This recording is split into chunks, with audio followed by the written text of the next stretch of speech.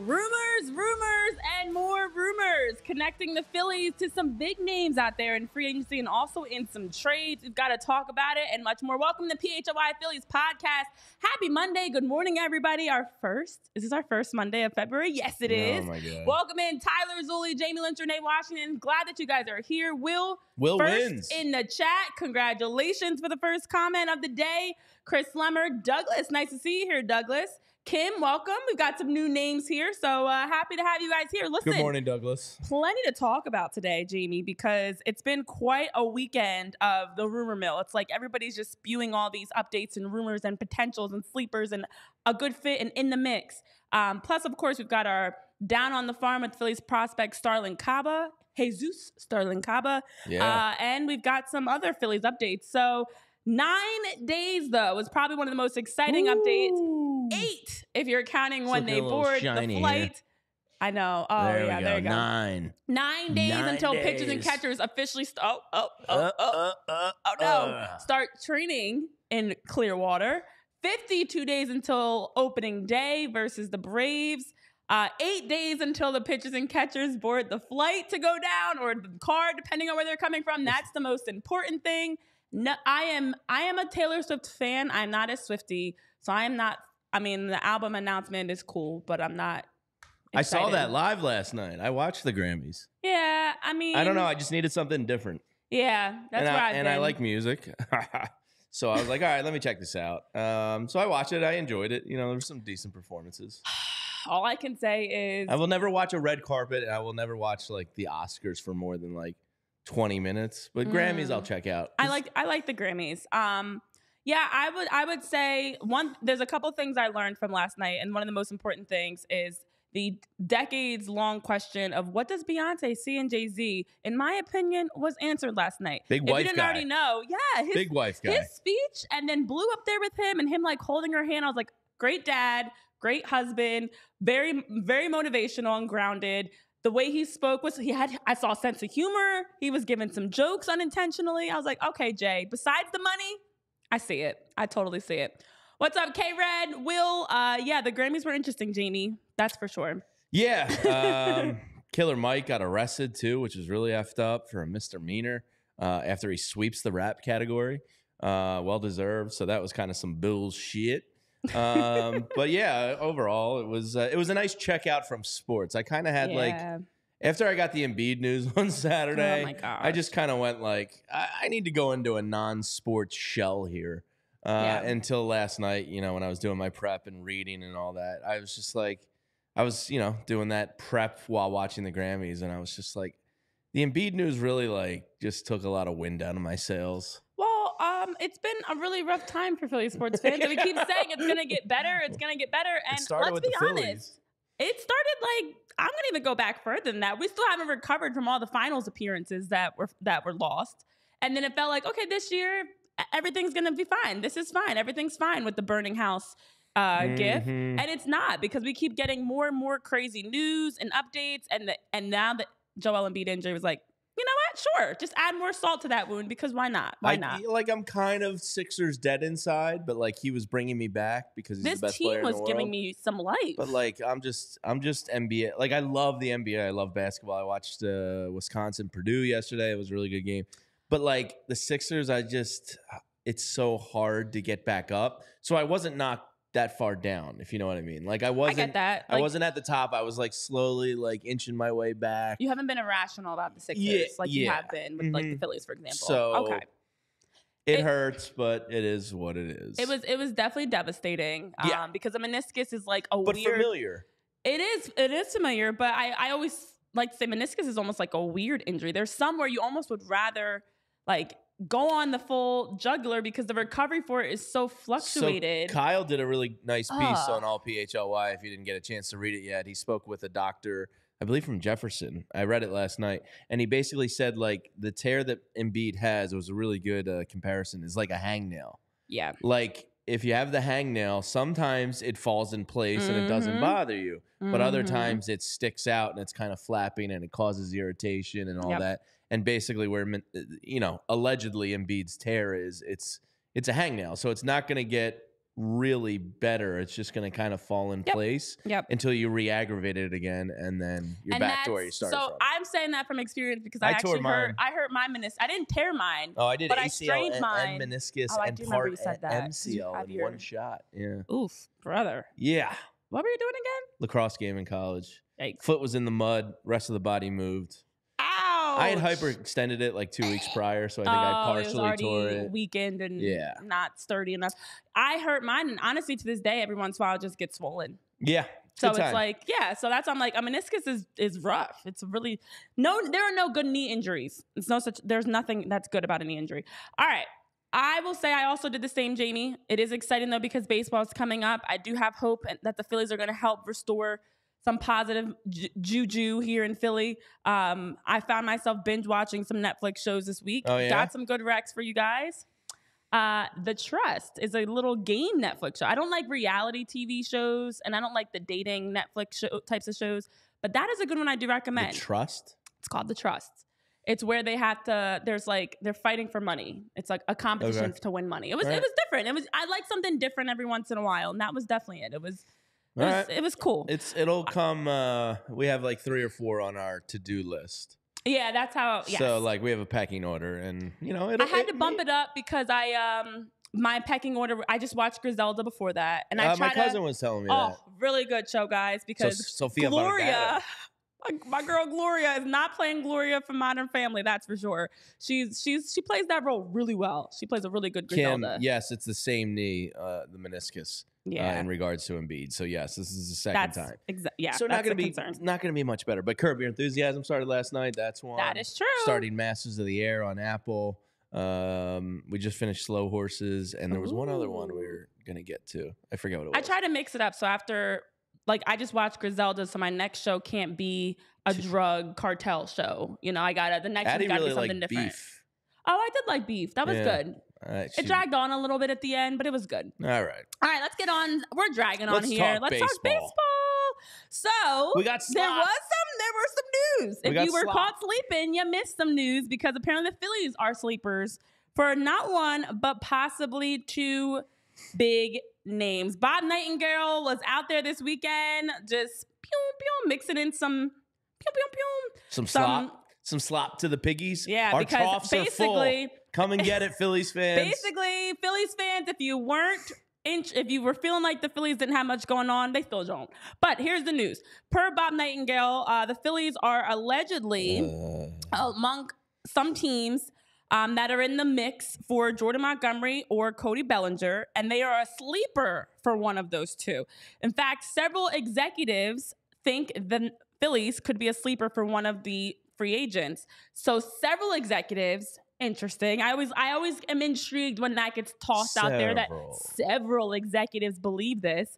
My first thoughts, Jamie, especially off the heels of everything we've been talking about, and I had just read a piece or a tweet out by Todd Zulli talking about how Dombrowski was mentioning.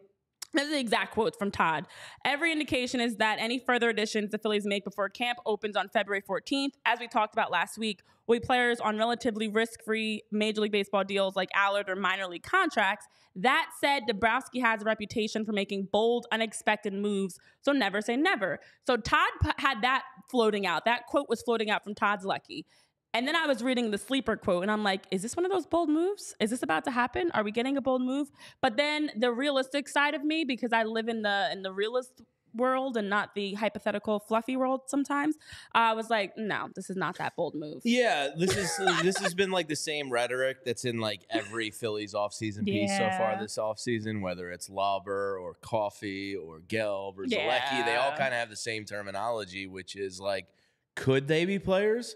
They could if things fall their way. Dombrowski has a flair for the drama and the big splash when you least expect it.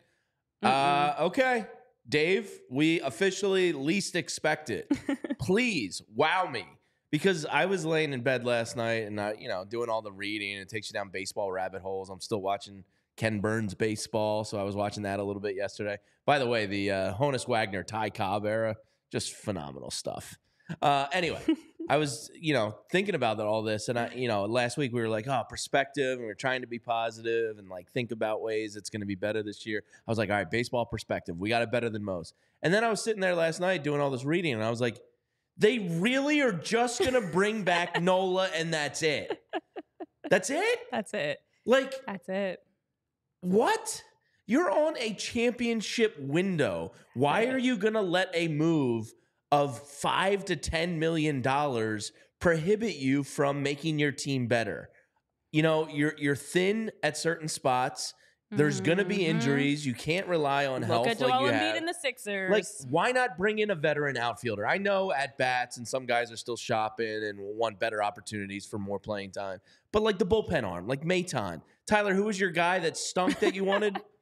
Listen, he didn't stink. He just had a bad year last year. But Jose Cisneros was the one that I wanted. Oh, yeah, right. Something and like he signed that with the Angels for $1.5 million or $1 million for $2 million. Yeah, it was less than $2 million.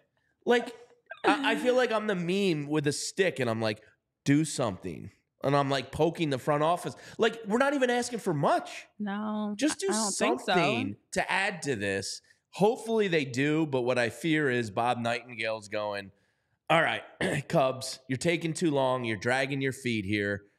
Scott Boras calls Bob Nightingale and says, there are a couple teams, sleepers for Cody and Jordan, because they're both Boras agents, or the Rangers or the Mets or the Orioles, whoever is in the Red Sox interested in Montgomery. I think Scott said, hey, Bob, I need a little gas on the fire here to accelerate things. Can you put that out? And I think it's to light a fire under the presumed landing spots of these two. Do I believe the Phillies have a chance at either of them? No, I do not. Would I love it? Abso-freaking-lutely, Renee. Yeah. Either one. I don't care. I just want it you have a chance here to compete. Have a chance. And there's heavy hitters. The Yankees have improved. The Orioles have improved. The Astros have improved. The Dodgers, they improved. The Braves improved. I woke up this morning thinking about Jared Kelenic. Why? At least they did something. Chris Sale could work out for the Braves. Everybody you're competing against has gone out and gotten better. At least trying. You kept Nola, which maintained a status quo. It was a good move. But, come on. That's it? Yeah. I'm at the point now where I'm like, come on. So, I think what I struggle with is, as much as I'm excited that we saw the Aaron Nola signing happen so quickly, he was already here. So I'm excited. Yes, you took care of business, but don't think that's enough, because we already had Aaron Nola last year. We didn't know what Aaron Nola can bring. I know you guys in the chat are talking about Zack Wheeler and Johan Rojas. We'll get there. We definitely will talk about the video on the extension. But at the end of the day, we need something new, some fresh blood. And it doesn't have to mean go out and spend $700 million, but you can get somebody for the cheap, and then you're at least bringing in someone new, some new personnel. I think there's value for any team to at least bring in, whether it's depth pieces or new personality to add to the mix, because at the end of the day, to just run it back when every other team is bringing in someone new. And I know we added Colby or Allard. I know don't forget Colby Allard. But no, it's not very exciting. There are names out there that are available. There are options. Spend a little money, spend some dough, bring in a cheap piece, because as we just saw with Joel Embiid with his meniscus tear, anything can happen. And so to sit and rely on, we're just going to run it back and everyone's going to be better, when every other team is strategically adding pieces to fill gaps in their roster, and the Phillies still have gaps in their roster as well, for as much as we talk about and praise the starting pitching rotation and the youngsters and an Orion and a Yoro and how they can progress. There's still gaps. There's not perfect. This roster is not perfect. So I don't even think Cody Bellinger makes any sense for the Phillies, but just do something. Just get a veteran guy. Do something crazy. I don't want to block Marsh and Rojas like that. I want to have them compete for a job. Marsh won his, but I want to have Johan compete for his. And that's the other thing I always say. For the sake of complacency, I don't like just bringing it back, because you're just giving the guys, here, take the exact same role. You don't want them that competition for your position. Oh, that rhymes. That's a bar. Wow. That competition for your position sometimes helps to elevate your game. But if you know what? they're trusting me to just be better. And I'm just going to go out there and play. And there's no true next player up trying to take my spot. That in itself, to me, can make things stagnant. So I would love to have just somebody to, as you talk about poking the sleeping bear, just to stir things up a little bit that, hey, we got to go out there and compete and get better every day because there's somebody else vying for my spot. Yeah, and Mickey Durkin and Dan, you guys are right. The priority clearly here is going to be to extend Zack Wheeler, but I don't think there's any guarantee. Tyler, am I mistaken that he's also Boris? If you don't mind looking that up real quick. I want to say you're correct. I will double check for you. I'm 95% certain he is. And the reason I bring that up is Boris is going to force him to the free agent market. Yeah. So the likelihood of getting a deal done is probably slimish. But I agree that's probably why they're being dormant, is because Zack Wheeler, they're going to resume talks around spring training and hopefully get that done. They failed with Nola last year. Act like that didn't happen. Yeah, I don't think they're going to get it done because, Phillies Tailgate put out the top free agents next year. And guess what? Zack Wheeler is going to be the crown jewel with Corbin Burns. There's some decent names out there. Jose Altuve, Paul Goldschmidt. It's a pretty good free agent class. Corbin Burns, Walker Buehler, Shane Bieber, Zack Wheeler, Max Fried, Kendall Graveman, Kenley Jansen, Craig Kimbrell gets listed, which is still funny to me. So, the point being, yeah, they probably want to get that extension done ASAP because they don't want to pay open market value for Zack Wheeler. So I have a feeling, but the only thing is, is a $4 million Maton move going to prohibit you from getting Zack Wheeler extension done? No. Is bringing in a journeyman veteran outfielder to give Rojas some competition going to, break the Zack Wheeler extension money? Yeah, no. Exactly. Just do a little something. That's all. By the way, guys, he is not a Boris client. He's not. He is, his agent is Al Gotts or Getz, however you pronounce it, from Jet Sports Management. Okay. I know so maybe you do get it done. Yeah. I know in the write-up that Todd Lucky put out this morning, somebody did ask him about Zack Wheeler's extension, and he did mention that the Phillies are hoping to get it done this spring, as you mentioned. But as we know, they had the same plans last spring with Aaron Nola, and we know how long it took for the deal to happen with Aaron Nola. So if Zack Wheeler goes into free agency, things get nervous. Things get very scary next year. Hypothetical man says, without a doubt, he's not sure if that's true with Boris. The reason I say it is because the MLB union wants these guys to go to free agency. If Zack Wheeler says, this is where I want to be, get the deal done, he'll get the deal done. But the MLB players union wants these guys to set new bars. So the union's going to want Wheeler and Burns and, Fried to get to the market so it can set a new level. So we'll see. Fingers crossed they get it done. I'm not very optimistic. I mean, allegedly, Wheeler is the priority for this. He's got to be if you're not doing anything else. Bingo. He should be. I mean, to me, the only reason why they're not doing anything else is because Wheeler is the priority. But let's go on and make that happen. Don't drag your feet on this because, as you mentioned, with the way the market was this offseason for free agents, without a doubt, there's a lot of agents that are sitting there probably telling their players, hey, you know what? Let's wait this out because next year the price tag's only going to go up. Well, so Kevin, I want to say real quick though before you do your thing, Jamie. Different comments in the chat. Kevin, Dan, Hypothetical Man. What's up, guys? Happy to have you here. Hit that thumbs up button while you guys are here and continue to join the conversation as we move along. I was going to say, if they're waiting, they should probably grab some very large bagels to hold themselves over with while they're waiting. Because Bagels and Company is where I would tell them to go. Because Bagels and Company, or Bagels and Co., depending on how you like to say it, is great. And it's the everyman bagel because it's a large bagel. They're huge bagels. And that's why they're done in the Brooklyn, New Jersey style. They take the best of Rat City, New York, and bring it down here for us here in Philadelphia because they're givers, Bagels and Company are. They have a large variety, usually between 15 and 20 different types of bagels daily. They do seasonal bagels, sports bagels. Maybe 9 days from now, they do a Phillies bagel. They're in tune with what's happening in the area. And they have a huge cream cheese variety, 30 different flavors of cream cheeses and schmears. My favorite is the scallion. Just can't be beat. They had a blueberry one in here last week that looked ridiculous. With actual blueberry chunks. Yeah, it looked really, really good. So, for instance, if, let's say the Eagles were good or the Sixers weren't injured, they would make those types of smears and cream cheeses for you. And they're an affordable brand, which is something that's really important to them because you get a lot of food for cheap. And in today's economy, that's key. They've debated raising their prices, but they want to be that everyday brand and not some high-end bougie-ass place that you only splurge on the weekends. They aren't artisan. They're more mom and pop. They have a mom and pop feel, but they cater to the everyday individual. A lot of the customers are repeat customers. Kyle Newbeck is one of them. We have really good coffee, and it's not going to cost you $7 a glass like Starbucks. Why go to Dunkin'? They're going to get your coffee order wrong anyway. You get a subpar product when you can come to Bagels and Company and get a premium product at a same price point. For the best Brooklyn-style bagels made right here in Philadelphia, head to thebagelsandco.com/store-locator to find the closest Bagels & Co. to you. Maybe a torn meniscus bagel? I don't know how you do that, Chris, but Bagels & Company are creative.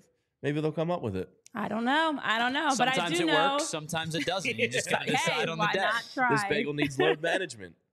Oh, man. Well, the one thing we do know is we are 52 days away from opening day, which means we've got games coming up soon. Of course, we've got spring training, so plenty of baseball to watch this month.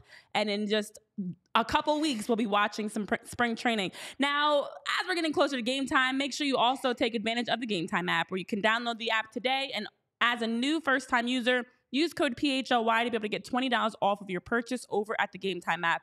They do a tremendous job of just simplifying the process for you for buying your tickets, allowing you to see your seats, having a nice view beforehand of where you're going to be located. So now you get a nice, idea of, where is the stage? Where is the field? Where is the comedy show? Where is the concert going to be? Whatever you're buying tickets for. Because at the Game Time app, they've got it all. If you want to go see some music, if you want to go have some fun for some entertainment with a comedy show, if you want to go see a game, baseball game, basketball game, whatever that is, at the Game Time app, when you use code PHLY, get $20 off. And then when you also show up at that event, you now have your tickets right on your phone, nice and easy and available for you to scan, get in the door, and get ready to have some fun. So again, at the Game Time app, download it today, use code PHLY, and get $20 off of your purchase. All right, well, guys, I know we've been talking a lot about the fact that the Phillies are, quote, sleepers for Cody Bellinger and Jordan Montgomery. But of course, those aren't the only two big names that the Phillies were connected to this past weekend. We have already had a chance to talk about both of these rumors, but the rumors have recycled back through because that's how the rumor mill works. It's a continuous, never-ending cycle of rumors with different names connected to it on different days when we get bored in the offseason, apparently. And the two names, Emmanuel Clase and Devin Williams. The full irony is at one point, we put together a hypothetical trade way back when in the start of the offseason for Devin Williams to come to the Phillies, and everybody thought we were mad and thought that it was blasphemy to possibly consider trading for Devin Williams. Several different MLB reporters now believe that the Phillies are in the mix, because that's how we always like to be thrown in there, as potential, lots of fluff there, landing spots for a trade for Emmanuel Clase or Devin Williams. So Brandon Scott of Bleacher Report suggested a trade proposal for Clase with a number of different players, and that would require trading, as we talked about before, Aiden Miller, Justin Crawford, Johan Rojas. For Clase on the other side, Willie Adames, so as maybe well your boy Yoro's part of the package, and then you go sign Bellinger. As you were talking, I just put that together. Oh, so maybe, would you be in for a trade? Maybe the Phillies Aiden Miller, are a sleeper Justin Crawford, for Johan Rojas, because Rojas is gone. Bring in Clase and bring in Bellinger, and you get Clase, World Series favorites. We just figured it out. We just did it. We need a detective hat and like a pipe. Okay. Yep, 1-2. It's not a one move. It's not just one move. Dombrowski's thinking 2 and 3 ahead. Yeah. This move would make great sense. And he's pushing it through Bleacher Report. Yeah. Yeah, I get it. It all makes sense now. It's ironic because in this they were saying this proposal makes 0 sense, but they're missing the key point. It's not just about bringing in Clase; it's bringing in Bellinger to replace and Rojas. Clase makes this a win-win. Tyler, what would you say? Like Phillies National League favorites if they got Cody Bellinger and Emmanuel Clase? No. No, the Dodgers are still Would they favorites. jump the Braves? I Be close. It would be damn close. I think, but no. The answer to your question is no. The Dodgers are still, and also you're gonna have 7 million left-handed hitters in your lineup. Yeah, I'll deal with that. I'll cross that bridge when I come to it. All right. As my mom always says. Yeah, exactly. Yeah, that's tomorrow's I know problem. a lot of people are probably panicking at the fact that Ada Miller and Justin Crawford were included in that as well. But hey, it's a win now team. Also on the other side, Devin Williams has been a name that's been brought up, as well as Willy Adames. But the Phillies were not tied to Willy Adames. They were tied to a possible trade for Devin Williams, because it seems as though the Brewers continue to plan. So Ken Rosenthal of The Athletic is the one that reported that Willie and Devin are two potential trade candidates to monitor, and feels that because, like Burns, Adames is entering free agency after the 2024 season, and then Williams also comes with the additional value of being more than just a one-year rental with club control through 2025. His name has continued to pop up pretty often. So, of course, the trade rumors that came out for Williams, because the three teams connected to Devin Williams, Yankees, Padres, and Phillies, is that the Phillies would receive Devin Williams for Andrew Bellotti, Brian Rincon, and Eduardo Tait. See ya. I'm all for that trade. Peace. Don't let the door hit you where the good Lord split you. Yeah, I mean, like they're counting on, the closer by committee. There's a really good chance that this bullpen is pretty good. Alvarado, we like. Sir Anthony, we don't know. Orion, we don't know. Jeff Hoffman has to repeat it to believe it, so we don't know. It's just like there are a lot of question marks. I think potentially most of them are going to be on the, plus side, but it's a lot of unknowns. And even Jose Alvarado, if he does get the most save opportunities and the most high leverage spots, like he's never done that for a full season before. So why not go get one that is just slotted right in? 139 says done and no backsies. Yeah, listen, Alex Coffey did report at one point that there's been a lot of interest for Eduardo Tait and Brian Rincon. We've talked about both the shortstop and the catcher as, possible or prospects that we could be optimistic about. But if they've got a lot of interest from other clubs this offseason and the market's hot for them right now, bye. I mean, I don't see why there's any reason to hold on to them if you have guys that you can trade for that are plug and play pieces that are ready now, not. I mean, we talked about both of them. What was it, 2026, 2027 that they're projected to play in the majors? Yeah, most of the Phillies' good prospects Devin Williams, are 19, who's ready 20. yesterday. Yeah, and Hypothetical Man's having, his point is, for me, it's more trading the multiple everyday players for a guy that gives you 70 innings a year, 15 in the playoffs. But those 15 in the playoffs can win you titles. Like, I understand this. A lot of people around baseball, not just Hypothetical Man. I have some friends, like our own buddy Pat Tyler, does not believe in trading good pieces for bullpen pieces. And there is a lot of logic in that. But at the same time, come October, the bullpen becomes the focal point in a way. Like the Phillies don't win a title in 08 if it's not for Brad Lidge. Now, he gave you some heart attacks. He got a lot of men on third that year, but he got the job done ultimately. And you probably maybe don't win that title unless you have a really good bullpen that year. And you needed, Ryan Madsen to be really good. You needed Scott Air to be really good. Chad Durbin came in out of nowhere and was like your Jeff Hoffman piece. So it's like a finicky position, and that's why people don't like trading a lot for it. I hear you, but at this point, like Devin Williams is as close to a sure thing as there is in a bullpen piece. He's still young. Emmanuel Clase that contract might as well be free. So, like, in the case of Clase, he's going to be here for 3 to 5 years. Devin Williams maybe less, but, like, if that's what gets you over the top as a team, it's kind of invaluable, isn't it? Yep. Well, here on the other side of that, you have the White Sox, who just traded with the Diamondbacks, where the White Sox receive outfielder Dominic Fletcher. The Diamondbacks received right-handed pitcher Christian Mena, who's the White Sox number 10 prospect. We also had another trade that happened this weekend where the Mariners traded for reliever Gregory Santos from the White Sox. So the Mariners traded 2 prospects and their 69th overall pick in this year's MLB draft to the White Sox for right-handed reliever Gregory Santos. It happens. Teams do it all the time because a prospect, while we understand, and to your point, a prospect is going to be someone that can play more innings than a reliever. Not right now, though. These are prospects that as we talked about, their projection isn't until 2026, 2027. How does that help the Phillies in October? So, you get to keep an Eduardo Tait and Brian Rincon, who have lots of potential 3 years from now. So that doesn't help the Phillies at all come this October versus a Devin Williams, even an Emmanuel Clase, who can help you right away. Yeah, so I think that's where I get stuck on it because, yes, they can give you lots of innings. We don't even know for sure that they can give lots of innings. This is all based on projections and hypotheticals and hope. I get stuck on the fact that the Phillies really don't develop offensive major league talent that often. Yeah. So, like, how many of these kids offensively are in the top 10 are going to pan out? You know, I think they have, I want to say 7 of their top 10 are offensive pieces.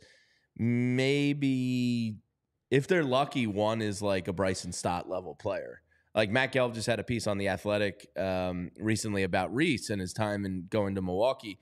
And he talked about the rarity of which Reese is for a Phillies homegrown offensive player. Mm-hmm. He's the only one to have an OPS plus over 100 from 2012 to present day as a homegrown offensive player. So like a lot of the times when I fall back on Phillies prospects and the pearl clutching about trading prospects, I always go, yeah, but who do they develop offensively? Yeah. Alec Boehm and Bryson Stott are the crown jewels right now since Reese is gone.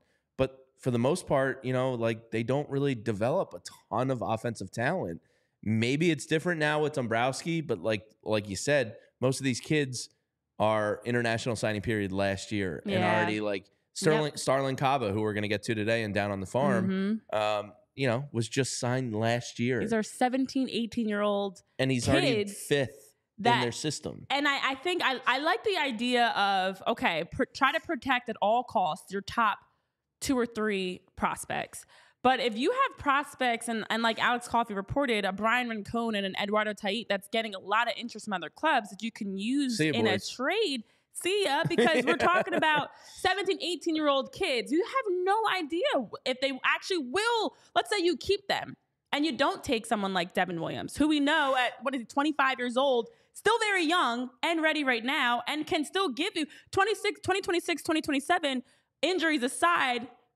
If all continues, Devin Williams will still be a guy that can play for you. We're not talking about trading for, you know, a 32-year-old, 33-year-old aging pitcher or player in that sense. Emmanuel Clase, Devin Williams, both, I think Clase is 29, 28? No, I think he's only like 27, if I'm not mistaken. Okay, so in their mid-20s, in their prime athletically, and they're ready now, and they'll still be ready in 2026, I thought, okay, wow, even better. So you're going to do all this to hope that a 17, 18-year-old is going to be ready in 3 years versus knowing that a 25-year-old is ready now. I'm all for making a trade. Where do I have to sign, Jamie? I'm out of here. I'm going to go down and make that trade happen. I don't know who I'm going to talk to, but it's time. Hypothetical man says, you know, I can't compare Phillies prospects now to like what it used to be because they're putting so much more into research and development. And while that's true, and I am more optimistic about their developing farm system than I was 10 years ago under Matt Klentak, who botched it. I have faith, but like at the same time, you can't let these kids, you know, your 5 through 10 guys, you can't really let them get in the way too often of improving your club at a championship level now. So ironically, the Phillies I'd love to see it. They're not going to do it. Ironically, the Phillies just released their official 2024 player development staff for all the teams. I'm not reading it, but it's just very ironic as I look through these names. A lot of people that were putting hope and potential and faith in their hands that they can develop for Lehigh Valley and Reading and Jersey Shore and Clearwater and all the different staff members to develop these 17 and 18-year-olds versus the sure thing. So I, Jamie, am with you on make it happen. I know in the chat we're getting some various responses. Dan, you're saying, I feel like to go into this season thinking the bullpen needed no major upgrade would be absurd logic from this front office. Yeah, I don't know how you look at last year. And a lot of reports are saying because the Phillies lost Craig Kimbrell, they've got to replace Kimbrell. That's 75 innings, I think it was. Like, yes, and that's the key thing. Just it's not about Orion like is we were happy when Craig Kimbrell walked and was headed to Baltimore because we know that Craig Kimbrell was frustrating. But Craig Kimbrell also was in a lot of innings, as you're talking about. So you're not replacing him talent-wise. You should hopefully be getting better talent-wise, but you need to replace the innings. And to put all that on Orion Kerkering, it's a lot. To put on one player who's still technically a prospect. Right, who you're still not even sure he can give you that. Pitch? 8 innings last year? And now he's got to give you 75 innings. You know, it's a lot. And give you better production. I think it was Rick in the chat says, I think people are, discounting how much a full year of Harper and Turner being here a year are going to give you. And yeah, I mean, I think we're all pretty excited by that. And, but I don't think it's enough. But like, the same time, you had hot Trey Turner and Bryce Harper in the playoffs, and it wasn't enough. Everybody else got better. I understand you've gone further than them, but like, yeah, I'm counting. See, like when Dombrowski in the front office say that, I'm counting on the last 2 months of the season Phillies to be the Phillies. Right. Of the full I'm not season. like thinking about the first 4-month Phillies and going, like I am expecting that 2-month period to be the team that starts this year. But you still have holes. And what if Johan Rojas can't hit? And what if he's batting 185 and getting on base at a clip of like 290? See, what do you do then? Then you have to make a trade. That's a good point. And you know what? If there was the opposite, if last season the Phillies had started with Bryce and Trey playing better, and then let's say it had flipped and like Bryce got hurt and couldn't play in the postseason or something, or they just weren't at full strength in the postseason, then I think I could say, okay, we didn't get a chance to see them at their best when the season counted most. But as you mentioned, it was the opposite. We didn't have them at 100%. You don't win the division. You get a wild card spot, but you get in the playoffs. And when you're at your quote unquote best roster, best positions, you still didn't have enough to get past the Diamondbacks. Yeah. So I think it's almost foolish to assume. A lot of it was your bullpen. Some of it was good, but let's be honest, having them for all season, what does that change come postseason? I mean, there's the continuity. There's you win more games, so maybe you win the division. But when you get to the playoffs, you get to the playoffs. Well, I agree with Matt Deckard. He says, they're probably just going to evaluate the bullpen and address it at the trade deadline. That's what every playoff team does. But at the same time, there's more playoff teams than ever. Like, it's, whatever. I mean, I feel like I'm just yelling at the clouds at this point. But it's just like you're so close. Why are you letting potentially a $4 to $8 million contract stand in your way here? And that's what I don't You have the reverse that you can do. Like the Brewers bring in Rhys Hoskins, and reports have indicated if they're not happy with his production, or for anybody that's brought in a free agent, they could also make a move at the trade deadline as well. So, I mean, if you have the option, you can always still pivot at the trade deadline. Why not try? Half the teams in the league are playoff eligible anymore. Yeah, I'm just all for going for the sure thing and making moves and to sit back and I just feel like it's a mentality of like, we are just going to be this great team because whatever. It's a little unrealistic in my opinion when other teams are adding, and as you mentioned, $2 million deals, 1-year deals, $4 million. I mean, these aren't expensive deals that are being made to at least add depth, more bullpen arms, some of that can give you better at bats, I should say. Why not try? But hopefully we'll see a trade happen for the Phillies or a deal happen. It won't. It won't happen. But either way, I think as long as I don't see a Devin Williams or Emmanuel Clase or a signing for Cody Bellinger happen in the next 24, 36 hours. And Julian says another point. Then okay. Like, their bench stinks. That's the other thing. They didn't improve the bench at all, and you needed it a lot last year. Like, Weston Wilson's going to make this team. Can he contribute at a major league level? I don't know. Nick Cave, we got to run that back. Christian Pache, who I like a little bit. Nick J. Cave. I can't call him J. Cave. So you've been saying that Weston Wilson's going to make this team for a while, and I'm just curious. There's 2 spots. Where? Everybody that writes about this team on a daily basis says he's got a really good shot to make it. My question, which is coming from the Phillies. I don't disagree. My question is, at that point, then you're releasing J. Cave. He's out of options. I'm pretty sure. Like you would have to pass him through waivers. No, I think Cave can still make it. So then they have 2 to 3 spots available. Are you carrying 3 outfielders on your bench? Well, he can play. Wilson can play third too. You're only going to carry probably 4 bench pieces, right? Yeah, and it stinks. So you're going to carry 13 arms and 13 players. I think the reason he makes it is he's got a shot at pop on your bench. That's totally fair. Because he'd be the only one. But what I'm saying is if you're only carrying 4 bench players, Sosa, 3 of them are going to be outfielders, and then it's Edmundo Sosa. I mean, it's Sosa and Pache are locks. Right. So then you're going to go Cave, and probably. And you're going to go Wilson. Yeah. You have to carry Stubbs somewhere. Oh, I see what you're saying. You have to carry a backup catcher somewhere. Yeah, you do.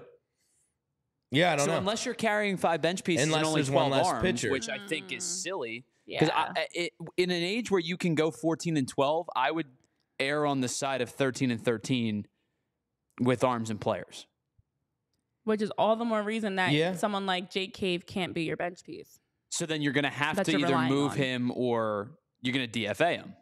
Yeah, maybe. I mean, like, I have no ties to Jake Cave. I'm not saying I'm not saying you do, but he's got guaranteed contract, does he not? I believe it's guaranteed for like $1 million. They're gonna they would have to eat the money, and I know it's not a lot of money, but what I'm saying is, if they have an alternative to not eating money for no reason, that's probably enough for them. I'm not saying it's the right move. Listen, if I have to choose, it'll be interesting to watch. If I have to choose between Jake Cave and Weston Wilson, I'm probably leaning Wilson just because of the pop in the bat. Can he play first? Can Wilson play first? Highly doubt it.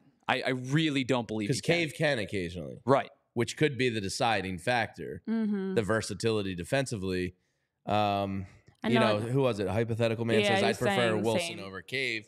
I kind of would too. Like Jake Cave doesn't really do anything for me. Jake Cave's a professional bench bat. I will tell you that. Like I think he was better than people gave him credit for last year. He's fine as a third or fourth option, but he's not your great. First option. But like he hit what he hit last year 245. No, he only hit 212. But that was because of the fact how many at bats? Hit 184 at bats. He shouldn't get that many at bats next year. No. Like he should get 100 hypothetical man. Wilson did play some third in the minors, and that's the thing is I don't know if defensively he's capable of playing a major league third, and why would you want him to at that point? Because your starting third baseman's Bohm, your backup third baseman is Sosa. You really going to rely on your third baseman who's really an outfielder? If he could play first, I think he's a lock to make the team, but we'll see. Yeah, I mean, I don't know. Everybody seems to think he's going to make it. Yeah, it's a lot of question marks. Stinks, Mickey. Which is what I think the toughest thing is. These are you would be. I'd feel a little bit better if we had some sort of movement that made these types of conversations more optimistic. But there's always a trade deadline, and there's still time. So we will see, guys. We will see. Cody We're still Bellinger waiting. ain't walking through that door, folks. No, don't get irrational about it just yet, because these are just rumors, and we all know the validity of rumors. And the point I'm trying to make with you guys, like, I'm not sitting here like advocating for JK. No, we're talking about JK versus Weston Wilson. This is not ideal. And that's my point. Like, this shouldn't even be the discussion. It shouldn't be right. We're talking about the best of the worst of the options. Like, I'd rather have another piece in there, but we'll see, guys. We'll see. Who knows? Dave has been, as Todd said, he's made some unexpected, bold moves before. Yeah, when? I don't know. That's the first thing I was like, did I miss something? But maybe Dave will make one of those unexpected bold moves. What bold move has he made since he's been here? I know he can't sign Castellanos late, but like they were tied to Castellanos the whole offseason. I'm not going to lie. That Schwarber, was I think, surprised me a little bit. First thing I read. But like that. That's not a bold or... What bold? It's a great deal in hindsight, but like he hasn't done anything that bold and surprising and sneaky while here. No. Am I missing something? Well, don't you worry, guys, because Johan Rojas, Yoro, said, I'm ready. He released the hype video. I know you guys were talking about in the chat earlier. Yoro, who's been looking brolic. Is that a good word? Wow. Is that an SAT word? No. Tyler, do you know brolic? Did you used to use that back in the day? No. What? What are you talking about? Someone with well-developed muscles. I've never heard Google that. brolic? Yeah. That used to be a term back in like high school that you'd say like, oh, they're looking brolic. Like never heard that once. No, we use swole. I think swole's another one. Swole was one. It's synonyms of swole. There's synonyms, I guess. Brolic. That's a real Pennington school word. Or the other one we used was yoked. Yoked is a good. I like yoked. You know, I will say that definitely was a private school preppy term. Probably. Brolic. Looking brolic. That literally sounds like very snobbish. Yeah, like you said, it's an SAT word. Yeah. I don't even know if it's a real word. All right, somebody. Also, LaSalle used woke and swole. Yoked. You just Googled it and it's a real word. I didn't know how to definition everything. It came up on a dictionary. It wasn't the dictionary. All right, so Yo Rose looking swole, brolic, yoked. Yeah, Scott muscular, Kingery once looked swole and he's saying, too. I'm ready. Yeah, great. That's the plan, guys. I want to believe him. I do, and I like Johan Rojas, but like, I'm not crowning him yet. No, listen. Scott Kingery once came into spring training looking yoked too. Still couldn't hit a baseball. So we'll see. I am not for putting all my eggs into one basket. I believe that he will be better. I believe that everybody will be better. Sure. But I believe that will happen for every other team too. That their guys, they're all saying the same thing. Their guys are going to come back better. They're going to have a nice offseason to work on things and fine tune things. Like everyone's coming back better. But yeah, Brolic Yoro isn't moving the needle for me. So guys, I'm the only one that's heard of Brolic. No, K-Red said he hasn't heard that in forever. Oh, but he at least heard of it, just not in a long time. Hypothetical man, I'm with you. I'm scarred from all hype videos. Yeah, I don't want any other drank the hype Ben videos. Simmons hype video Kool-Aid one too many times. Gosh. Yeah, I never drank that Kool-Aid. No, I did. That was irrational of you. It was very sweet. Well, okay, let's talk something that you guys do know about. The Clubhouse hats. The 2024 Clubhouse hats have been released. The spring training hat and the Clubhouse hat. Yeah, we're getting all the hats, guys. And all I will the buy hats. neither of them. I just feel like when it comes to fashion or any sort of, because this is considered technically fashion, I guess, we get the recycle of the same looks every so years. And this Clubhouse hat and the spring training hat to me are just like, I've seen this before. Yeah, the spring training hat does very little for me. I already have this hat minus the 24 exciting. spring training patch on it. I think I have this exact hat, as a matter of fact. So it's just, I don't know. Like the bell's fine. But like, all right, so this is the Clubhouse hat that Tyler is showing the YouTube audience right here. That got released yesterday. This is like the old school mid-90s Phillies symbol. Right, you're just bringing it back. We've already seen this before. I don't know. That hat does very little for me. I don't like how all the hats are literally just a patch. It looks like just an ironed-on patch on a hat. I will say the spring training hat's better, but that does I'm not rushing to buy that one. I would like a hat that doesn't look like I took Elmer's glue and glued a patch onto the hat. Like at least the Clubhouse. I mean, I understand that's literally how you make hats, but let's take a look at the spring training hat because that at least has a little bit more of like, it feels like it makes sense. Yeah, but the bell just connected at least a little bit more. I'd much prefer some variation of the P than any bell. And if you see like the Diamondbacks, top left is awesome. Yeah. The Blue Jays hat is awesome. The A's hat is awesome. Like, there's a lot of great stuff. Even the Mets hats. I like that color. The Brewers hat. It would be nice to have something other than just the bell. It's literally just a bell. And the Seattle hat is awesome, too. And it's just like... It's just the Liberty Bell. It just feels like the same hat. Like, can't you go, like, off script every once in a while and maybe do, like, a light blue hat for spring training? Like, it just... Something different. I don't know. I need a little change I like in the LA. I like the Atlanta A. Like, I like having something different. Feet on Land says Phillies aren't doing shit. LOL. Yeah, pretty much. With the hats, with the signings, like there's just nothing happening for the Phillies at all. There's nothing to look forward to. Not even the hats right now. What is the M and S flag one? Could you make that one out, Tyler? I couldn't see with these bright lights. Which one are we looking at? The flag M next to the and Mets. The S flag. It's the Twins. It's Minneapolis and St. Paul. It's the Twin Cities. See, like that's cool. They tried something there. I like that Texas colored blue hat right there. Even that Texas hat is sick. That's a nice color. Blue. Even Free Herb. That gray and black White Sox hat is sweet. It's sleek. That's a sleek hat that right Orioles there. Orioles hat is sweet. I would rank the Phillies in the bottom 5. I even like hats. the Tigers hat with just the tiger on it. The White Sox have been in the bottom 3 of teams themselves over the last couple of years, but the things they've put out, that hat is sick. That hat is nice. Their City Connect jerseys are the best City Connect jerseys in baseball. It's not even close. The Nats are pretty cool with the cherry blossoms. Yeah, but they're going away from them. I know. It's so They're nice. But the black and white pinstripe with those are old-timey. They're incredible. Like their team itself stinks, but they look nice on the field. Be more creative with the look of the and the Tigers. Everything is always. That's what I said. Even the Tiger. Yeah, like everybody's are good, and ours are the same. It's just always the Liberty Bell, and I think the Liberty Bell is cool. It's very Philly, but like I don't know. It's just do we have to have? Why everything? does it have to be red Why and the bell every time? Every time. Why can't it be white? with some blue and red accents. I just feel like we're not light asking blue? for. But I I thought feel you like don't we're like the not blue asking brim. for too much. I don't like the blue brim on the red hat, but if it was a white hat with a blue At brim, least the bear one looks cool. Give I'm us some better open. colors. Just give us something different. And we still don't know the spring training jersey that's going to accompany that hat because if it that's was the hat, red.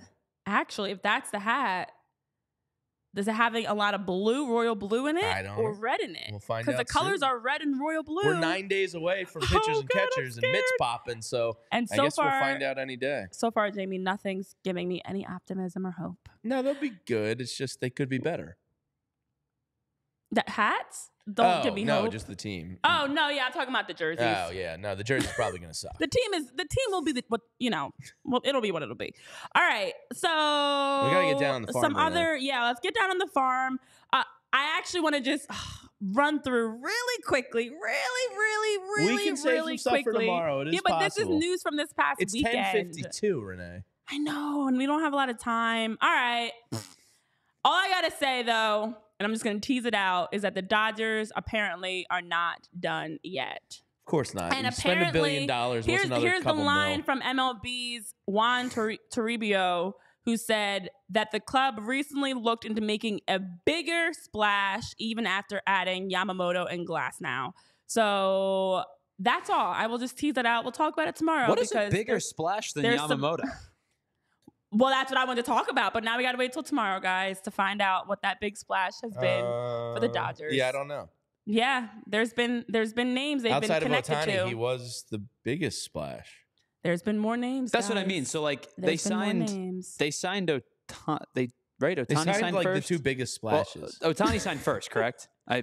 Yes. Yeah, so that's what I'm saying. So since I shouldn't say because Ohtani's the biggest one, but since that, Yamamoto has been the biggest signing, right? Right. I think we can all agree. Yeah. I don't. What's bigger than that?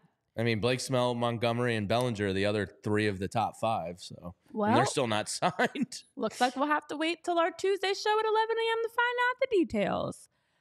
More to come soon on that. Big splash. Splish splash. All right, let's go down on the farm with Jesus Starlyn Caba. Born in December of 2005 down in Bonao, Dominican Republic. Stands at a nice 5'10", 160 pounds. Here is Starlyn. So Starlyn, look at that picture. Fresh to death. I see some swag. I like he's got is this crossed upside down, actually? Maybe not. Maybe it is. I don't know. It's probably just longer than you can see. It might. Yeah, maybe it's the picture. Either way, I'm seeing turtleneck some swag in Florida. there. Black turtleneck with a chain. Okay, Starlyn, Jesus. So in the Dominican Summer League in 2023, he was a midseason All-Star. He played in just 38 DSL games and made a strong impression, as reports have said. His slash lines are 301, 423. 346 with just 16 strikeouts, 28 walks, 17 RBIs. His ratings, he's got a 25 on the set and the 70 projection, I guess that is, for the hit, 60 for the run, 45 with 80 fielding, and 55 for his throw. Now, the reports for Caba since he signed for $3 million in 2023, and at that time was ranked one of the top talents in the international signing class. Some of the things that have come out about him is he's as good as it gets, is what some reports have said. The only thing that would stop him from playing in the big leagues defensively right now is that he'd make some errors just because he'd be in awe, like the emotion of it. But he's going to be there. Again, Caba is only 17 years old. He's a child. He's still very young. Child, literally, according to Chris Slemmer says, look 16, see in 2029. And basically. Preston Mattingly said what jumps out the most is the defense, the athleticism, the contact ability on both sides of the plate. He's a premium shortstop defender. And Agostinelli compared his body type to that of Mets shortstop Francisco Lindor. And it's unclear whether he'll develop to Lindor's power, but as he has been consistently adding muscle. So the Phillies are optimistic that the power will come with time. But yes, Chris, at 17 years old, that time is going to take some time. It's not something that's going to happen in the next year or two. Yeah, he's number 5 on our list. He's been as high as number 4 on Baseball America. But again, the fact that you're signed 1 year ago and you're already 4th or 5th in the system tells you what a bad system it kind of has been. Now, they are improving it and making it better, but man, this has been a bad system for the last decade. Name test. We didn't start there. Oh, Renee. my bad. How could I do that? I mean, Starlyn Caba. This kid's got a real shot. Like that sounds like a ball player. I actually like the fact that his name is Jesus. I think Jesus is such a. Well, yeah, but he's going to go by Starlyn. Right, I know, but I feel like... I mean, it has star written in it. Jesus Starlyn Caba. Nobody mess with the Jesus, man. But do you know that movie? I do, but I can't think of the name. What's the sport in it? Baseball. Oh, football. No. Baseball. No. Okay. Bowling, The Big Lebowski. I pull the trigger. I stick Maybe that gun up your ass and pull the trigger till it goes. I was just trying to say I knew that movie so Jamie would move on. The one you were thinking of is, are you telling me Jesus Christ can't hit a curveball? Yeah, that's what I thought. Major League. That's it. Pedro Serrano. Mr. Allstate. Yeah. Tyler and I were here. Wait, anyway, can you do the announcer? Now batting for the Phillies, shortstop Starlyn Caba. I knew you had to drag the A. That was the winning. That's it right there. This kid sounds like a ball player. There it is. So he is slender build. I feel like all these kids, Aiden Miller, Starlyn Caba, Brian Rincon, are all 5'10" and 165 pounds. And I don't know if that's their real height or weight. Yeah. So he is a shortstop. Signed for $3 million last year. His scouting grades, I know you touched on the arm there. His hitting ability is a 60, which is phenomenal for a kid that young. Power is only a 40. His running is a 60, which is well above average. Fielding is a 60, and as you said, arm is 55. So there's a lot to be excited about for this kid. Projection-wise, they say he's a top-of-the-order shortstop, everyday player. In 2035. Yeah, probably in 20. Let's see. He's 19, I think. He just about to turn. So the Phillies aren't going to call him up before 24. So yeah, you probably got until 2028. I was joking, maybe. but sadly that's close to what I mean. Yeah, he'll be a mainstay by 2035. Best case would be 2027, maybe 2028. But there's a lot to be excited about with this kid. He came into the draft or the international signing period as a very steady fielder and a kid that could put bat to ball extremely well. And he lived up to the hype in the 38 games in the Dominican Summer League right away. Unfortunately, had to get an elbow surgery that shut him down for the rest of the year. But Tyler, this is not safe for work, horny baseball talk. Are you ready? Okay. Oh boy. Caba's overall and zone miss rates over the course of 164 plate appearances last year was 9.5% and 4.2%. Exemplary for any level, but especially for somebody that age, scouts say. Yeah, I'm super excited about this kid. This is one of about 4 prospects that I would really have to struggle to move. And one of the other ones we talked about last week was Eduardo Tait. This kid, they talk about the Francisco Lindor build. I'm not saying he's Francisco Lindor. Francisco Lindor, I know, had a little bit of a struggle in his first year with the Mets. He was really good last year. If this kid does turn out to be Lindor he type won't have player, that power. Probably not. I don't think he's ever going to be a 25, What's 30 home Lindor's run high guy. in homers? Like 27, 25? He might have cracked 30 at some point. He might have cracked 30. But the scouts do say in Baseball America, like, this kid is going to have to rely on gap hits and doubles. And he has the speed to stretch out some triples. So he hit 31 last year, and his season high, his career high is 38 back in 2018. No, he's never going to be Francisco He's never going to be Lindor. that guy. But if you get every other piece of Lindor, right? Like if you get Cleveland's OBP and ability to bat the ball and the range defensively that you got now and throughout Lindor's career, he's going to be the best prospect the Phillies have promoted internally, probably since Ryan Howard. And that's what Sal Agostinelli was saying, who's one of the international scouts for the Phillies, was saying his body type is like Lindor's. So to clarify, he was saying it's unclear whether or not he'll develop the power like Lindor. So I guess he resembles... No, Lindor's a freak. Right. He resembles him. He's not saying he's the next Francisco Lindor, but he did say he's the best defensive prospect he's ever seen. And then on the other side, he does have the switch hitting ability because, as you mentioned, that elbow surgery that he had. So at 19 years old, still very young, potential, a lot of potential, but the defensive side is very exciting. Here's the one thing that I'll say is, and comps are really hard, especially with young players, but some of the names that I've seen, like Fangraphs, for example, have used over the last couple of weeks, like Gerardo Perdomo and Carter Kieboom and there was the one earlier we talked about that was like not super enticing, and I forget exactly who it was. Oh, Cesar Torres. Like, these are all major league players. Don't get me wrong. Like, to make the major leagues is really, really hard, and to stay in the major leagues is even harder.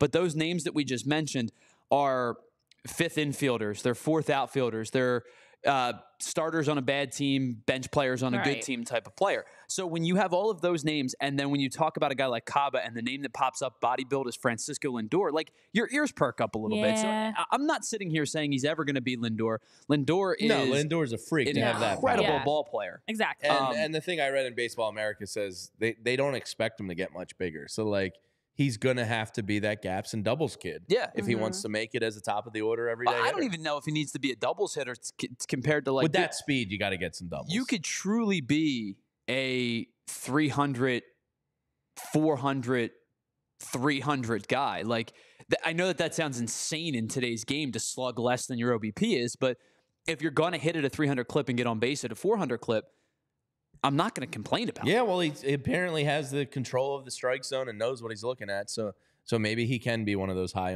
OBP guys. We'll find out. A lot to be excited about this kid. I would imagine he starts low A, and there's a possibility that he could get to high A by the end of the year. But definitely a kid we'll focus on in spring training, because Tyler's going to need some bonbons and cigarettes watching him at the complex. He excites me. And we'll follow him along this year during the season. That's all we can do, guys. All right, let's, as we wrap up, finish with Guess That Stance. We do have one, correct? Oh, I've been waiting on one. Oh, no. Okay. All right. Well, let's do that then. Let's guess that stance. How about I explain one to you and you can try to guess it. What's the I don't even greed? I don't even know how that's what I'm saying is he doesn't have one. We don't have one. So I'm saying even better. I'm trying to make one. I'm so upset. Trying to make one up on the fly. I'm so sad. Wow. Oh man. See, the thing is, at this point, is I don't even remember who we used. It was Nick Castellanos on Friday. Oh no, I mean just in general. Okay. Like, I got to try to figure out. You can go to PHLY_Phillies on Twitter, Tyler, and follow the whole thread. There's a bunch of them. Well, in other exciting news, guys, we got the World Cup dates for 2026. We are going to get a round of 16 World Cup match in Philly on July 4th on the 250th anniversary of 1776. And then, of course, the All-Star break is happening here in Philly that same year in 2026. So the Philly in general is going to be a great spot to be, I should say, in 2026. Yeah. With the World Cup finals being at MetLife Stadium in New Jersey. I don't know about that one. Kylian Mbappe's knee is going to explode on the turf. I think they have to have grass, because I'm pretty sure. Then just make the stadium grass now. Right. So they should hopefully go on and make the stadium grass. That field sucks. And then that gives them time to have it be ready by 2026, because I'm pretty sure for the World Cup you have to have grass fields. So the NFL world thanks the World Cup, because that field is awful. Yeah. And it's been needing to get changed. Philly kind of got, I don't want to say a crappy draw, but a little on the less cool draw. For the round of 16? Yeah, you have most of the early stuff. You didn't get really the best you got is around the 16. And the round of 16s are great, but like the opening round game, sometimes you get some stinkers. So like majority of the games they got are in. It's all because they were trying to have it on July 4th. Yeah, which is cool. Yeah. All right, I got an alternative for you, Jamie. For Guess That Stance. I was gonna wrap up the show because we're over the time now. I got an alternative for you. Ready, Jamie? This one's for you, buddy. Tell me what it is. Great American Ballpark. You did it. Yeah. I nailed it. Wow. No hesitation. Yep. Wow. It's I'm just so me proud and Great of you. American Ballpark. I'm so proud of you. We go way back. Is it sad that I looked at that and still didn't know what it was? I just assumed Tyler's sense of humor. My mind immediately went to panic mode. I was like, oh no, not again.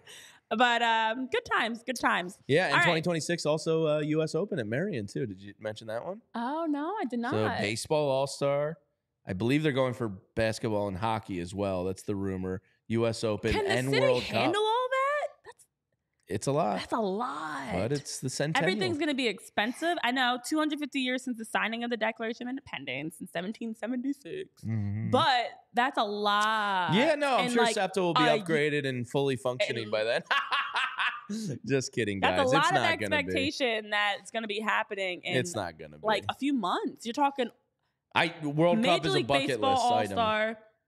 Well, they're all NBA different times. Yeah, but not that spread out to recover from. Like, you have to actually plan. Yeah, they'll be all right. And build specific things for that. Sure. And you know what? A lot of it would probably be reused. Let's go with that. There we go. Everything's going to be great in 2026. Is the big concern. A lot of it's a big concern. We're Phillies. Okay. I'm excited, though. Hotels and, like, city-wise, they'll be fine. Yeah, because they're already there. It's just transportation. Although, technically, to have hotels for, like, that many people, you have to block all. Not my problem. They'll be fine. But they'll be fine, sure. Everything's going to be fine. This is a show of optimism with everything. So we'll be back to our 11 o'clock start time tomorrow and the rest of the week. So now you get to join us at 11 a.m. Eastern time every day instead of our usual noon time. And we've got more to talk about. The splash that the Dodgers are making. We've got the best hitter ever in Phillies history. We've got a lot of projections, some other things that have underrated teams that were launched and things like that. So more to come here on PHLY Phillies podcast. Have a great rest of your Monday. For Tyler, Jamie, myself, Renee, we'll see you next time and have some more fun. Have a good one, guys. See ya. We all silly like the mayor.